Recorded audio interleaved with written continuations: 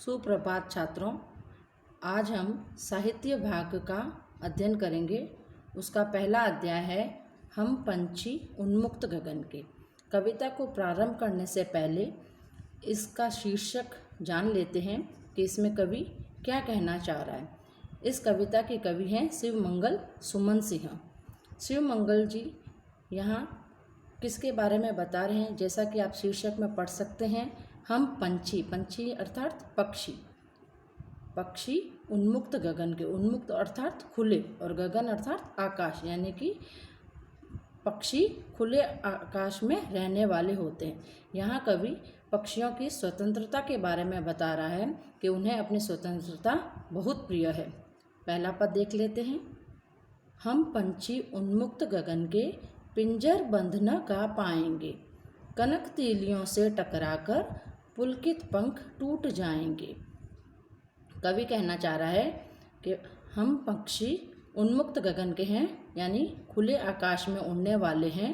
हम पिंजरों में बंद होकर नहीं रह पाएंगे। पिंजर बंद अर्थात पिंजरों में बंद होकर नहीं रह पाएंगे, अर्थात पक्षी जिस प्रकार की कलरव करते हैं, सुबह सुबह हमें पक्षियों की आवाज़ सुनने को सुनाई देती है, उस प्रकार अगर उन्हें पिंजरों में बंद कर दिया जाएगा तो वे कह रहे हैं कि हम पिंजरों में बंद होकर नहीं गा पाएंगे। कनक तीलियों से टकराकर पुलकित पंख टूट जाएंगे। कनक, कनक का अर्थात होता है सोना, और तीलियों का अर्थात सलाखें। कहने का मतलब पक्षी कह रहे हैं कि अगर हमारा पिंजरा सोने का भी हो तो भी हम उसमें बंद होकर रहना पसंद नहीं करेंगे, और बाहर निकलने के प्रयास के कारण चाहे सोने की सलाखों से, कनक तीली अर्थात सोने की सलाखों से टकरा टकरा कर हमारे पुलकित, पुलकित अर्थात रोमांच, हर्ष से भरे हुए हर्षित पंख टूट जाएं, फिर भी हम बाहर निकलने का प्रयास करते रहेंगे। दूसरे पद में क्या कह रहे हैं, हम बहता जल पीने वाले मर जाएंगे भूखे प्यासे। सॉरी, अर्थात पक्षी खुले स्वच्छंद रूप में विचरण करने वाले होते हैं, तो वे बहता जल अर्थात नदियों का जल पीने वाले होते हैं। तो वे कह रहे हैं कि चाहे हमें आप पिंजरों में बंद कर दें, पर हम तो बहता जल पीने वाले हैं, तो बंद होकर चाहे हम भूखे प्यासे मर जाएं, पर हम बाहर ही रहना पसंद करेंगे। कहीं भली है कटुक निबोरी, कनक कटोरी की मैदा से। आगे वे कह रहे हैं कि जो अगर हमें सोने के पिंजरे में भी बंद कर दें और उसके अंदर कनक कटोरी अर्थात सोने की कटोरी में मैदा, मैदा तो आप समझते होंगे, जो गेहूं का बारीक रूप होता है उसे हम मैदा कहते हैं, पर यहाँ पर मैदा पक्षियों के दाने के लिए प्रयुक्त किया गया है। तो कहने का तात्पर्य है कि सोने के पिंजरे में चाहे सोने की कटोरी में दाना रख दें, फिर भी हमें उस सोने की कटोरी के मैदे से कहीं भली कटुक निबोरी लगती है। कटुक अर्थात कड़वी, निबोरी यानी नीम का फल। बच्चों, आपने देखा होगा नीम पर छोटे छोटे फल लगे होते हैं, वो नीम जैसे कि कड़वा ही होता है तो उसका फल भी कड़वा ही होगा।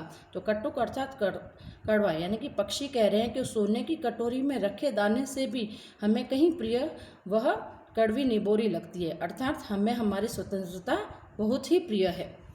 तीसरे पद में क्या कह रहे हैं, स्वर्ण श्रृंखला के बंधन में अपनी गति उड़ान सब भूले। अर्थात स्वर्ण श्रृंखला यानी कि सोने की जंजीर है, श्रृंखला यानी जंजीर है, यानी सोने के पिंजरे में बंद है, जैसा कि ऊपर वे कह रहे हैं।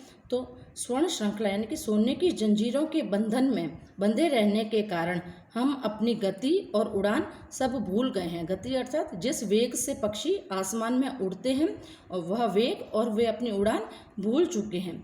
बस सपनों में देख रहे हैं तरु की फुनगी पर के झूले।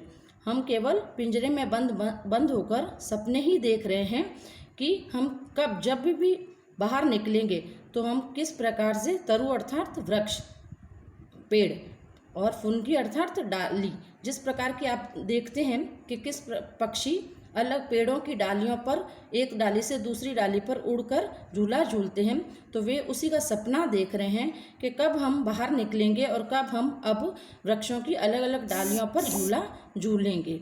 ऐसे थे अरमान की उड़ते नीले नभ की सीमा पाने, लाल किरण सी चोंच खोल चुगते तारक अनार के दाने। इस पद के अंदर कवि ने पक्षियों की इच्छा व्यक्त की है।